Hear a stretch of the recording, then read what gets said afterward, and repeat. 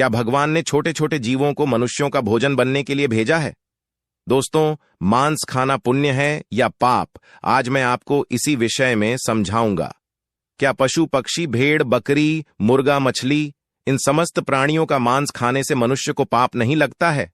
तो आइए आज की इस वीडियो में समझते हैं कि छोटे छोटे जीवों को मारकर खाना कितना सही है और कितना गलत। आजकल ऐसे हजारों लाखों लोग मिल जाएंगे जो मांस खाने को सही मानते हैं। वह कहते हैं कि ईश्वर ने इन सब चीजों को हमें खाने के लिए ही बनाया है, अगर हम खाएंगे नहीं तो इनका होगा क्या? इस दुनिया में कुछ लोग ऐसे भी हैं जो जीव हिंसा करना घोर अपराध समझते हैं। मांस खाना उनके लिए बहुत बड़े पाप की बात है। आज मैं आपको इसमें कुछ महत्वपूर्ण बातें समझाऊंगा, जिससे यह स्पष्ट हो जाएगा कि मांस खाना कितना सही है और कितना गलत। दोस्तों, किसी गांव की बात है। उस गांव में एक धनी व्यक्ति रहता था। वह किसी लंबी तीर्थ यात्रा पर जाना चाहता था।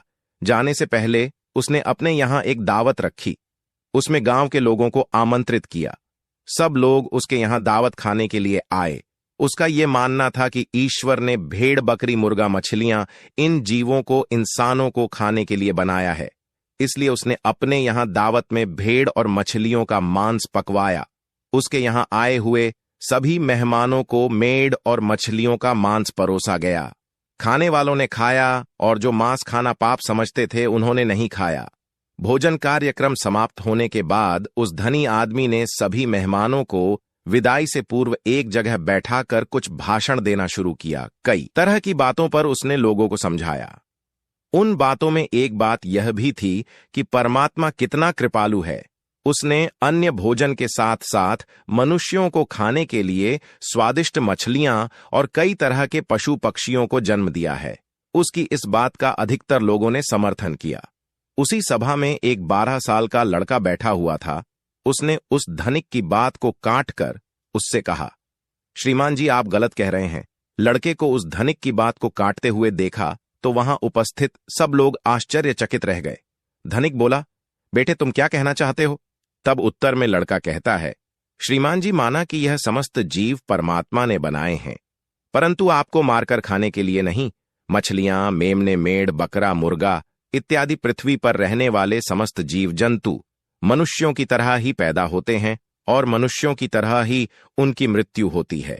मनुष्यों की तरह ही उन्हें पीड़ा होती है। कोई भी प्राणी किसी अन्य प्राणी से श्रेष्ठ और विशेष नहीं है। वह अलग बात है कि आपकी बुद्धि विकसित है और पशुओं की बुद्धि इतनी विकसित नहीं होती। लेकिन आपकी विकसित बुद्धि का यह मानना गलत है कि अधिक शक्तिशाली और बुद्धिमान प्राणी अपने से कम शक्तिशाली और कम बुद्धि वाले जीवों को खा सकते हैं। यह कहना गलत है कि ईश्वर ने यह मूक प्राणी हमारे भोजन के लिए बनाए हैं। हम अपने स्वाद के लिए, अपनी जीविका के लिए, अपने शरीर के पोषण के लिए किसी को भी जब चाहे मारकर खा सकते हैं। बात सिर्फ यह है कि हम इतने ताकतवर और चतुर हैं कि जब चाहे उन्हें पकड़कर मार सकते हैं। अपनों से कमजोर पर तो दुनिया रोब दिखा लेती है। इसका मतलब यह नहीं कि वे आपसे कमजोर हैं। आपकी पकड़ में आ जाते हैं तो भगवान ने उन्हें आपके खाने के लिए बना दिया है। जरा सोचो, मच्छर और पिस्सू हमारे शरीर का रक्त पीते हैं। उन्हें हमारे शरीर का रक्त बहुत अच्छा लगता है। शेर, चीता और भेड़िया, उनको भी हमारे शरीर का मांस बहुत स्वादिष्ट लगेगा और वे जब चाहे हमें पकड़कर हमारा शिकार भी कर सकते हैं।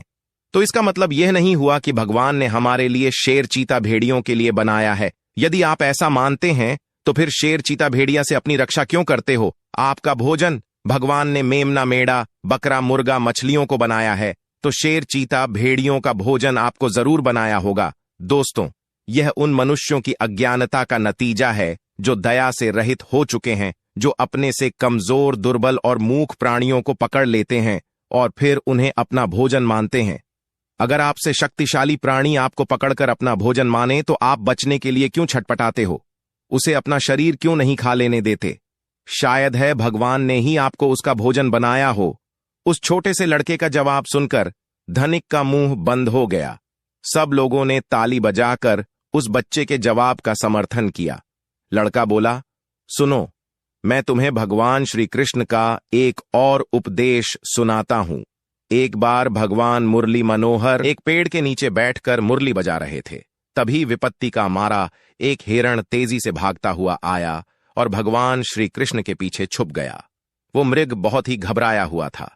मृग को अत्यंत भयभीत देखकर भगवान ने मुरली बजाना बंद कर दिया और उस मृग से पूछने लगे, हे मृग, तुम इतने व्याकुल क्यों हो? तुम्हें क्या दुख है? किसके डर से तुम छुपने का प्रयास कर रहे हो?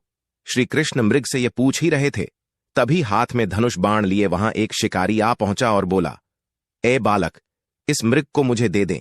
ये मेरा शिकार है। मैंने इसे आखेट बनाने के लिए काफी दूर से इसका पीछा किया है, इसलिए इस पर मेरा अधिकार है।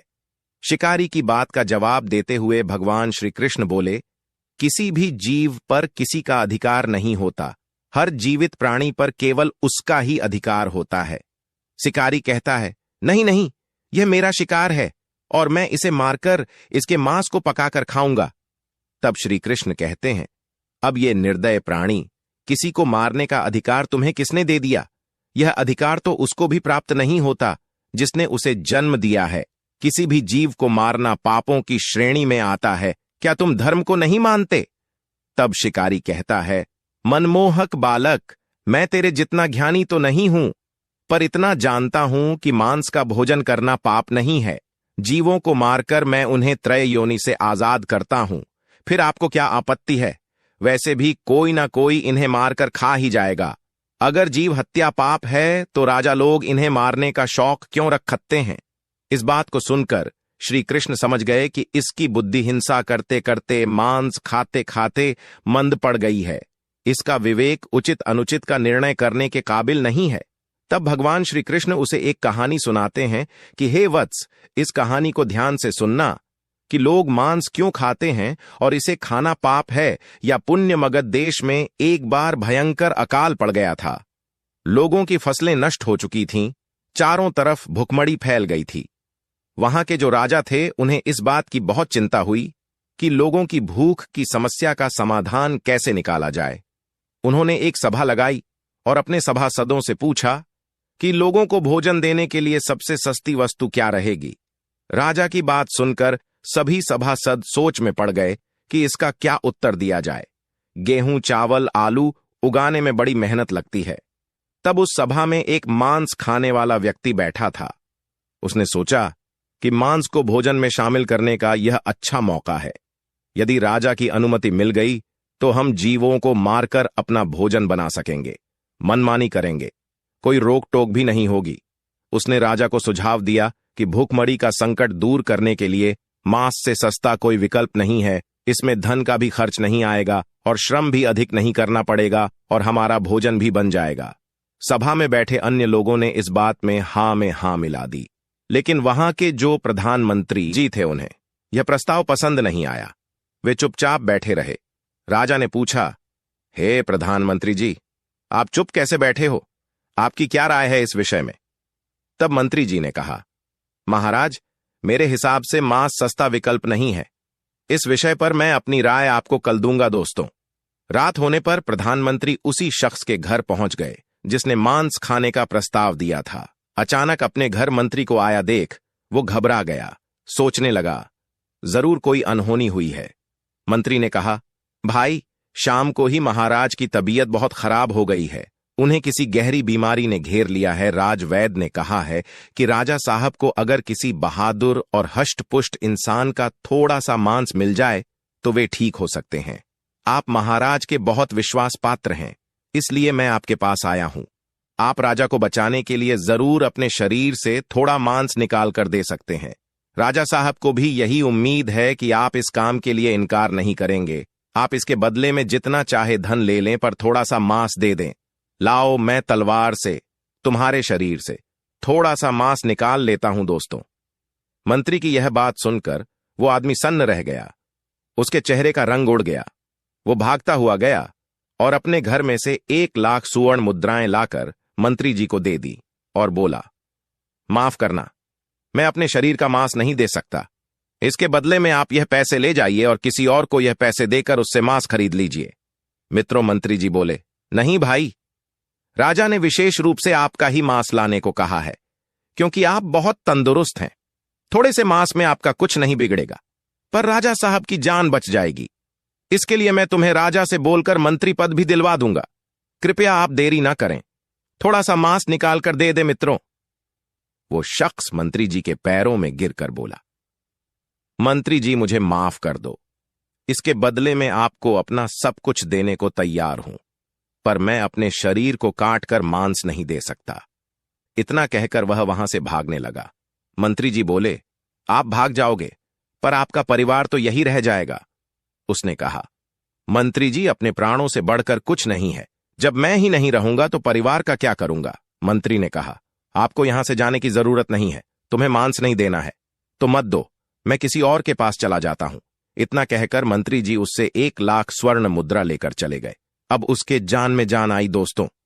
इस प्रकार प्रधानमंत्री एक एक करके सभी मंत्रियों के घर गए, सबसे थोड़े से मांस का आग्रह किया, पर सबने अपनी अपनी तिजोरियों से किसी ने 1,00,000, किसी ने 2,00,000, किसी ने 10,00,000 रुपए तो दे दिए, पर अपने शरीर का मांस नहीं दिया।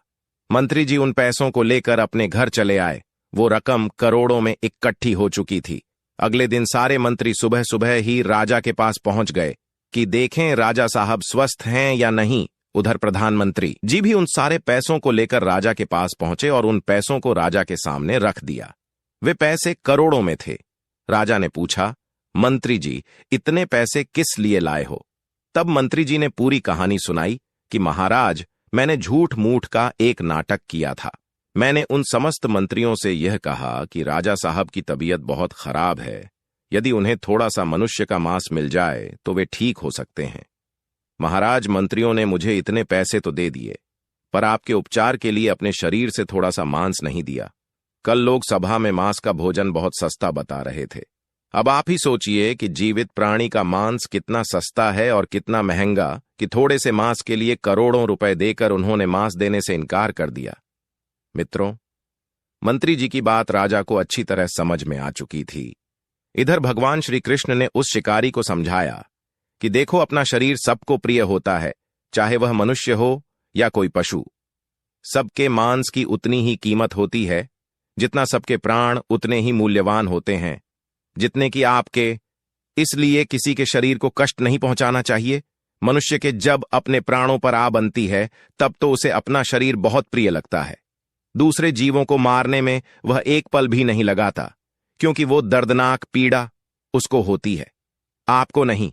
जिस दिन आपको होगी उस दिन मांस की कीमत आपको समझ आ जाएगी। दोस्तों, मैं उम्मीद करता हूं कि भगवान लोगों की मानसिकता को बदले, उन्हें इस बात का एहसास कराए कि जीव हिंसा मनुष्य के समान ही अपराध है। छोटे से लेकर बड़े जीवों को जीने का परमात्मा ने पूरा अधिकार दिया है। उनका जीवन व्यर्थ नष्ट न करें।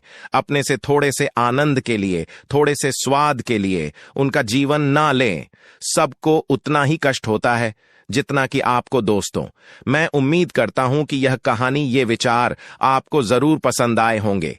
यदि वीडियो पसंद आया हो तो आगे भी शेयर करना। मिलते हैं अगली वीडियो में एक नई चर्चा के साथ। आप सभी का बहुत बहुत धन्यवाद।